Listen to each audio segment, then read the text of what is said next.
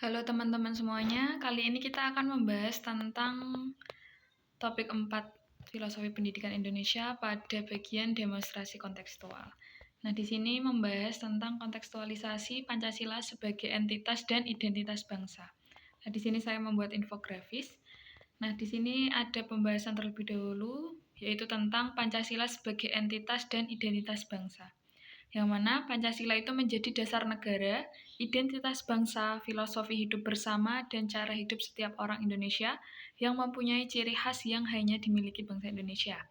Kemudian, kelima sila Pancasila saling terhubung secara integral dan mencerminkan spiritualitas jiwa dan kehidupan bangsa Indonesia. Kemudian ada pembahasan tentang pendidikan abad ke-21. Nah, pada abad ke-21 itu terjadi peralihan pendekatan pembelajaran yang awalnya itu adalah teacher center, kemudian menjadi student center.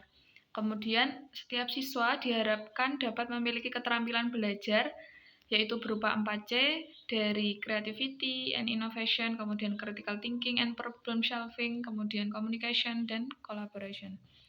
Kemudian, ada pembahasan tentang pendidikan berpihak pada siswa, yang mana pembelajaran itu memberi kesempatan bagi siswa untuk mengemukakan pendapat, memberi kebebasan membangun sendiri pengetahuannya, dan tidak selalu mengikuti keinginan gurunya. Kemudian ada profil pelajar Pancasila. Di sini ada beriman, bertakwa kepada Tuhan Yang Maha Esa, dan berakhlak mulia. Kemudian berkebinekaan global, gotong royong, kreatif, bernalar kritis, dan juga mandiri. Selanjutnya di sini ada mewujudkan profil pelajar Pancasila pada pendidikan abad ke-21. Nah, di sini prinsip-prinsip pendidikan abad 21 adalah pembelajaran berpusat kepada siswa, proses pembelajaran harus kolaboratif, dalam proses pembelajaran harus memiliki konteks, dan sekolah diharapkan mampu berintegrasi dengan lingkungan masyarakat atau sosial. Kemudian, hal yang menjadi penopang terwujudnya pembelajaran yang berpihak pada siswa yaitu pemahaman bersama pada pemikiran Ki Hajar Dewantara sebagai dasar filosofisnya, guru, lingkungan, dan strategi pembelajaran. Kemudian, guru bisa menerapkan beberapa kegiatan berikut untuk menumbuhkan nilai-nilai Pancasila. Dari yang pertama, awali dan akhiri pembelajaran dengan doa dan saling menyapa. Kemudian bisa juga lewat memutar film dan cerita-cerita inspiratif dalam kegiatan pembelajaran.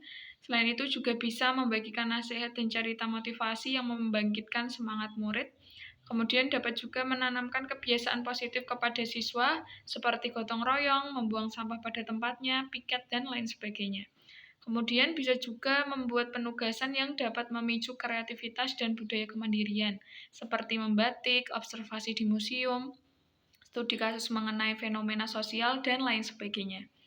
Kemudian di sini ada tantangan dan solusi menghayati Pancasila sebagai entitas dan identitas bangsa Indonesia dalam mewujudkan profil pelajar Pancasila pada abad ke-21. Nah, tantangan yang terjadi dalam menghayati Pancasila sebagai entitas dan identitas bangsa Indonesia yaitu tantangan dalam masyarakat, tantangan luar masyarakat, tantangan globalisasi, dan tantangan KKN atau korupsi, kolusi, dan nepotisme.